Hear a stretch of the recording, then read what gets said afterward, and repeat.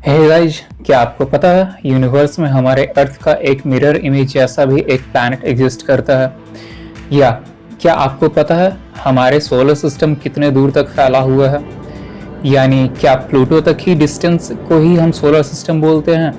या क्या आपको पिछले साल यानी 2019 की मेसियर 87 ब्लैक होल के बारे में पूरी जानकारी है?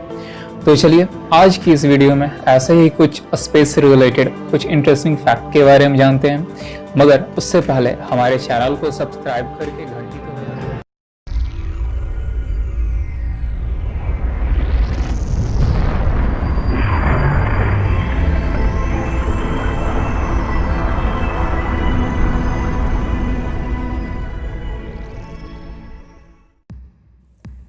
दोस्तों, हम सभी बचपन से ही स्टार्स और प्लैनेट्स को देखते हुए बड़े हुए हैं और उनके बारे में और अधिक जानने के लिए इतने क्यूरियस रहते हैं कि बड़े होने के बाद भी हम पार्शियल या टोटल सोलर इक्लिप्स को उतने ही इंटरेस्ट के साथ देखते हैं जितने बचपन में देखा करते थे। साथ ही साथ हम अपने बुक्स में सन और सोलर सिस्टम के बारे में भी पढ़ते आए हैं, जिसमें प्लूटो के आगे के बारे में हमें नहीं बताया जाता है।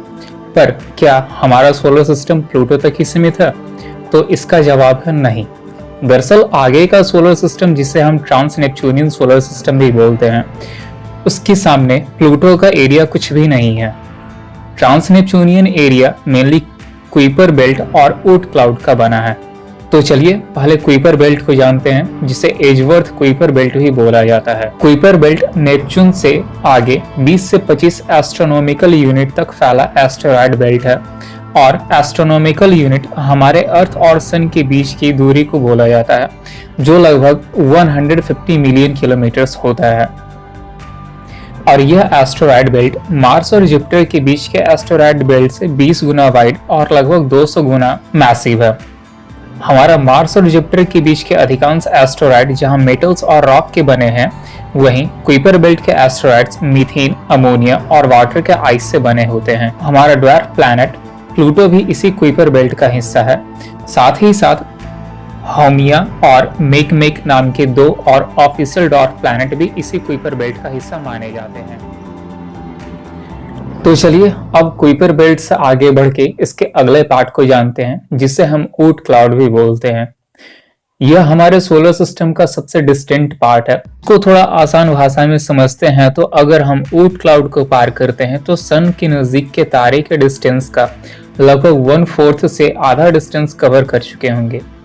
वहीं अगर यूनिट से मेजर करें तो ऊट क्लाउड का इनर एज सन से लगभग 2000 से 5000 एस्ट्रोनॉमिकल यूनिट से स्टार्ट होता है, और इसका आउटर एज 10,000 से लेकर 1 लाख एस्ट्रोनॉमिकल यूनिट पर खत्म होता है। क्यों है नहीं ये काफी बड़ा?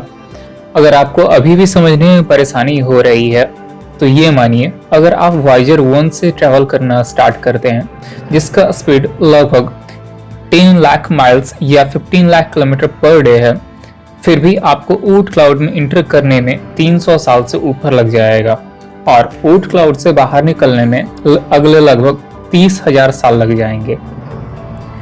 ये तो हुआ अगर हम वाइजर 1 से अपना जर्नी स्टार्ट करते हैं तो। पर क्या हो अगर हम लाइट के स्पीड से ट्रेवल करें? तो चलिए ये भी जानते हैं कितना टाइम लगेगा। यदि हम लाइट के स्पीड से यानी लगभग 3 लाख किलोमीटर पर सेकेंड की रफ्तार से चलते हैं तो हमें नेपच्यून तक पहुंचने में अबाउट 4.5 आवर्स लगेंगे, और उसके अगले 3 आवर्स यानी टोटल 7.5 से 8 आवर्स में हम कुइपर बेल्ट क्रॉस करेंगे, और उसके अगले 12 आवर्स में लाइट हेलियोपॉज तक ही पहुंचेगा। लेकिन अब ऊट क्लाउड दूर दूर तक नजर नहीं आएगा।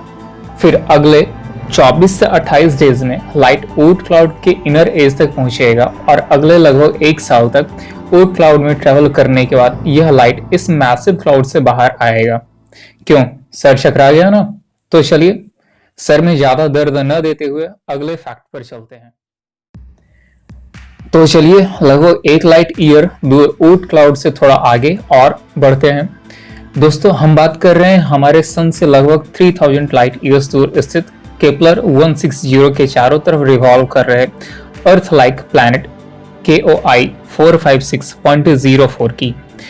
लगभग 14 सालों में 4000 से अधिक एक्सोप्लैनेट्स की डिस्कवरी होने के बाद 4 जून 2020 को Max Planck Institute for Solar System Research के साइंटिस्ट को लगभग हमारे सन के साइज के स्टार केपलर 160 के चारों तरफ रिवॉल्व करता हुआ एक अर्थ जैसा प्लैनेट मिला है, जिसका साइज हमारे अर्थ से लगभग डबल है। इस स्टार प्लैनेट सिस्टम हमारे सन और अर्थ के काफी सिमिलर है। यहाँ तक केपलर 160 का रेडियस हमारे सन के रेडियस का 1.1 टाइम्स, जिसे हम लगभग इक्वल मान सकते हैं। केपलर 160 का सरफेस टेम्परेचर लगभग 5200 डिग्री सेल्सियस है, जो हमारे सन के सरफेस टेम्परेचर से मात्र 300 डिग्री सेल्सियस ही कम है। अब थोड़ा KOI 456.04 के बारे में जान लें तो यह प्लैनेट भी अर्थ की तरह रॉक और मेटल का बना है। इसका रेडियस अर्थ के रेडियस से लगभग 2 टाइम्स है। इसके अलावे यह प्लैनेट अपने स्टार के चारों तरफ ऑर्बिट करने में अर्थ का कॉपी किया है।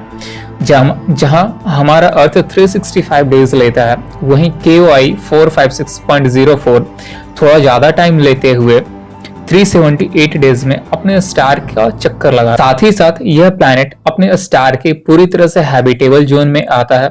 मतलब यह प्लैनेट स्टार से उतनी ही अमाउंट में हीट और लाइट एब्जॉर्ब करता है जितना किसी प्लैनेट पर लाइफ सस्टेन करने के लिए जरूरी हो। इस प्लैनेट स्टार सिस्टम को हमारे अर्थ सन सिस्टम से काफी सिमिलरिटी को देखते हुए साइंटिस्ट इसे mirror image of sun earth system भी बोल रहे हैं। चलिए, जब यहाँ तक आ ही गए हैं तो थोड़ा और आगे चलकर ब्लैक होल पर भी एक नज़र डाल लेते हैं। हम बात कर रहे हैं सन से लगभग 53.5 मिलियन लाइट ईयर्स दूर वर्गो कॉन्स्टेलेशन में स्थित M87 या messier 87 super giant elliptical Galaxy के बारे में, जिसमें लगभग 1 ट्रिलियन स्टार्स हैं। और इसी गैलेक्सी के सेंटर में स्थित है एक मैसिव ब्लैक होल, जिसका इमेज अप्रैल 2019 में इवेंट हॉरिजन के टेलीस्कोप से लिया गया था। यह जायंट ब्लैक होल हमारे सन से 6.5 मिलियन टाइम्स मैसिव है और साथ ही साथ यह ब्लैक होल लगभग 5000 लाइट ईयर्स तक हाई एनर्जी पार्टिकल्स को फेंकता रहता है। इस ब्लैक होल का इमेज लेने के लिए पूरे अर्थ को एक ऑब्जर्वेटरी की तरह यूज़ किया गया था, पर आप इस इमेज का साइज जानकर पूरी तरह से चौंक जाएंगे। इसका पूरा साइज लगभग 5 पेटाबाइट या 5 मिलियन GB से भी ज़्यादा था। तो कैसा लगा हमारा स्पेस का जर्नी, हमें कमेंट सेक्शन में ज़रूर बताएं और वीडियो को लाइक करके अपने फैमिली और फ्रेंड्स में शेयर भी करें। ऐसे ही कुछ अमेजिंग फैक्ट्स के लिए हमारे चैनल को सब्सक्राइब जरूर करें।